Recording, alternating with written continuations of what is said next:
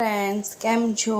तो आज આપણે બનાવવાના છે ડ્રાયફ્રૂટ લડ્ડુ જે અત્યારે તહેવારોની સિઝન અને શ્રાવણ મહિનો કે ઉપવાસમાં ખાઈ શકાય એવા લાડુ બનાવવાના છે। તો ખૂબ જ હેલ્ધી લાડુ છે અને સુગર ફ્રી લાડુ છે। આપણે સહેજ પણ ખાંડનો ઉપયોગ નથી કરવાના। તો આજે આપણે લાડુ બનાવવાના છે। તો સ્ટાર્ટ કરીએ। તો સૌપ્રથમ મેં અહીં એક પેન મૂકી છે। તો પેનમાં 2 ચમચી જેટલું આપણે ઘી એડ કરીશું। तो घी गरम थी जाए एटले मैं अहीं कट करीने रेडी करेली बदाम है जे 1 कप भरीने छे एने आपणे एड करीने शेकी लेवानी छे। तो एकदम मध्यम गैस पर ज आपणे एने शेकवानी छे। एने बिल्कुल बळवा नथी देवानी, हलावता जईने एने शेकी लेवानी छे। तो बदाम थोड़ी क्रंची थाय त्यां सुधी शेकवानी छे अने लाडुमां शेकेला ड्रायफ्रूटनो टेस्ट एकदम वधारे सरस लागे छे। एटले आपणे एने सारी रीते शेकी लईशुं। तो हवे आपणे बदामनी साथे अखरोट एड करीशुं। तो मैं लगभग अर्धी वाटकी जेटला अखरोट लीधा छे जेने बदामनी साथे ज आपणे शेकी लईशुं। तो आ लाडू एकदम हेल्दी छे, एकदम टेस्टी छे अने तमे रक्षाबंधन पर बनावीने लई जई शको एवी स्वीट पण छे। तो तमे रक्षाबंधन पर कि दिवाળી पर पण बनावी शको छो अने शियाळामां पण तमे बनावीने खाई शको छो। तो आ लाडू एकदम हेल्दी छे जे तमने ज्यारे पण मन थाय त्यारे तमे बनावीने खाई शको छो। अने तमारी पासे जे इन्ग्रेडियंट्स अवेलेबल होय एनाथी तमे बनावी शको छो। कोई ना होय तो पण चाली शके छे, पण मेन इन्ग्रेडियंट्स छे खजूर। जो खजूर तमारी पासे होय तो तमे आ लाडूने आसानीथी बनावी शको छो। तो जोई शको छो हवे बदाम अने अखरोट आपणुं शेकाई गयुं छे। तो आपणे एने एक वासणमां काढी लईशुं।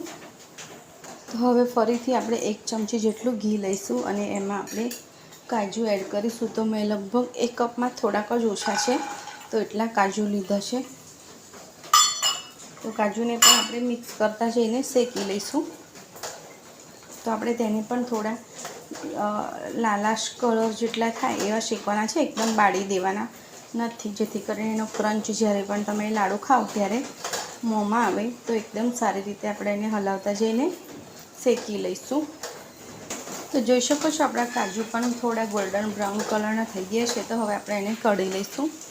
तो हवे आपणे 1 चमची जेटलुं घी एड करीने मैं अर्धो कप जेटला अंजीर लीधा छे अने साथे अर्धो कप जेटली द्राक्ष लीधी छे। तो बंनेने साथे ज आपणे शेकी लईशुं। तो द्राक्ष थोड़ी फूली जाए त्यां सुधी आपणे एने शेकवानुं छे।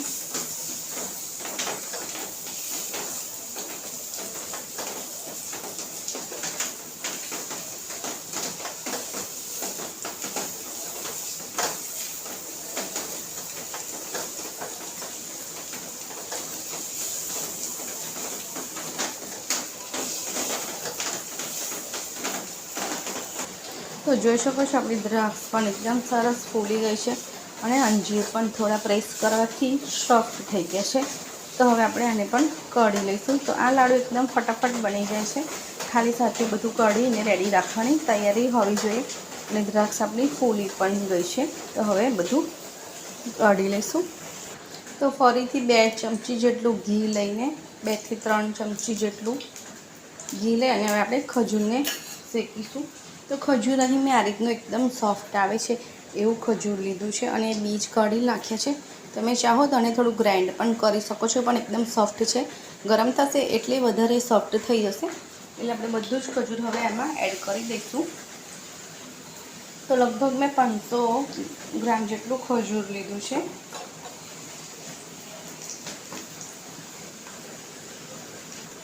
तो खजूरने मिक्स करीशुं एटले एकदम सॉफ्ट थई जशे। एटले एने प्रेस करता जईने मिक्स करीशुं तो खजूर बहुत फाइन शेकाईने रेडी थई जशे। तो आवी रीते खजूरने ग्राइंड करवानी जरूर नथी, हार्ड होय तो तमारे ग्राइंड करवुं पड़े। तो जोई शको छो खजूर एक लोट बंध्यो होय ए रीते फॉर्ममां आवी गयुं छे। तो हवे आपणे आमां एक मेन इन्ग्रेडियंट्स छे जे सीक्रेट इन्ग्रेडियंट्स पण छे ते एड करीशुं। तो 1 चमची जेटलो चानो पाउडर एड करीशुं। तो आनाथी आनो टेस्ट एटलो सरस आवे छे कि तमे वसाणुं खाता होय एवुं फील थाय अने सरस टेस्ट आवे छे। थोड़ुं आम तीखुं एवुं लागतुं होय छे तो खावानी मजा आवे छे लाडू। तो आपणे सारी रीते एने मिक्स करी लईशुं અને આ બધું મિક્સ થઈ જાય એટલે આપણે જે ડ્રાયફ્રૂટ બધું શેક્યું હતું એને પણ આપણે થોડું થોડું એડ કરતા જઈશું અને મિક્સ કરતા જઈશું. તો થોડું થોડું એડ કરીને મિક્સ કરીશું.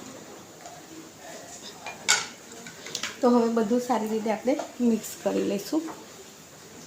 તો અહીં મેં ફરીથી ડ્રાયફ્રૂટ એડ કર્યું છે. તો હવે ફરીથી આપણે એને મિક્સ કરી લઈશું. તો પ્રેસ કરતા જવાનું અને મિક્સ કરતા જવાનું જેથી ખજૂરમાં એકદમ સરસ રીતે ભળી જાય. તો તમે જોઈ શકો છો.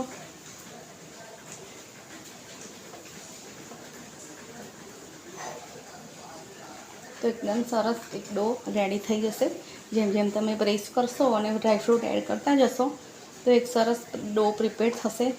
અને થોડું લાઇટલી એ ઠંડુ થાય એટલે પછી આપણે એને લાડુ પાડી લઈશું.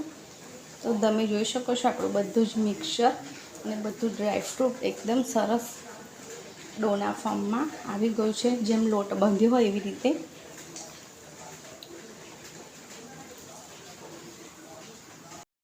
તો આપણું મિશ્રણ એકદમ રેડી છે.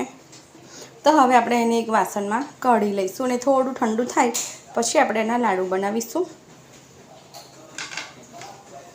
તો અહીં મેં ખજૂરની સામે 500 ગ્રામ ખજૂરની સામે 350 ગ્રામ જેટલું ડ્રાયફ્રૂટ લીધું હતું. તો આપણે આ રીતની પ્લેટમાં કાઢી લીધું છે. તો તેને આપણે થોડું પ્રેસ કરીને થોડું પોળું કરી લઈશું જેથી કરીને થોડું જલ્દી ઠંડુ થઈ જાય તો આપણા લાડુ બની જાય.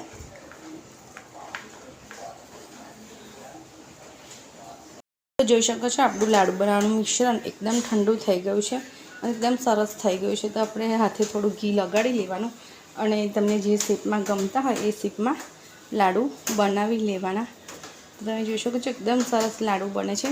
તો તમે ચાહો તો આના ચકતા ટાઈપ થાળીને પણ પાડી શકો છો. પણ દર વખતે થોડું અલગ અલગ બનાવીએ તો થોડું ખાવાની મજા આવે. તો આ રીતના લાડુ બનાવીશું. અને અહીં મેં ખસખસ લીધી છે થોડી. તો તમે ચાહો તો ખસખસમાં પણ આને રગદોડીને સેટ કરી શકો છો જેથી કરીને લાડુનો લુક એકદમ ફાઇન આવે. તો જોઈ શકો છો આપણો લાડુ એકદમ સરસ છે, રેડી થઈ ગયો છે. તો હવે આવી જ રીતે આપણે બીજો લાડુ બનાવી લઈશું. તો થોડું મિશ્રણ લેવાનું અને એને હાથેથી જ એક જ હાથના ઉપયોગ કરીને પણ કરી શકો છો. અને ડ્રાયફ્રૂટને અને પ્રેસ કરતા જઈને ખજૂરમાં અને એને એ કરીને ખસખસમાં રગદોડી લેવાનું. તો આપણો લાડુ રેડી છે. તો આવા જ લાડુ આપણે બધા બનાવીને રેડી કરી લઈશું. તો અહીં લાડુને મૂકવા માટે આ રીતનું મેં પ્લાસ્ટિકનું જે કન્ટેનર આવે છે એ લીધા છે અને એમાં મેં ઓડી પેપરને મૂકી દીધું છે જેથી કરીને તમે આને બહાર રાખો તો પણ કોઈ પ્રોબ્લેમ નથી આવતો અને ફ્રીજમાં રાખો તો પણ એના પર જે પાણીના ટીપકા ટાઈપ જે બાજે છે બહાર કાઢીએ ત્યારે તો એવું ના થાય એ માટે આપણે આ રીતે એને પેપરમાં મૂકી દઈશું. तो आप देख सकते हो हमने कितने अच्छे से गार्निश કર્યા છે. તો એકદમ મસ્ત જોઈને જ મોંમાં પાણી આવી જાય એવા લાડુ દેખાઈ રહ્યા છે અને એકદમ હેલ્ધી છે. તો તમે પણ આ રક્ષાબંધન પર જરૂરથી આવા લાડુ બનાવીને ભાઈને ખવડાવજો. તો ભાઈ પણ ખુશ થઈ જશે. તો તમને મારી રેસીપી સારી લાગી હોય તો લાઇક, શેર અને સબસ્ક્રાઈબ કરવાનું બિલકુલ ન ભૂલશો. તો મળીશું ફરીથી નવા યુનિક વિડીયો સાથે. Thank you.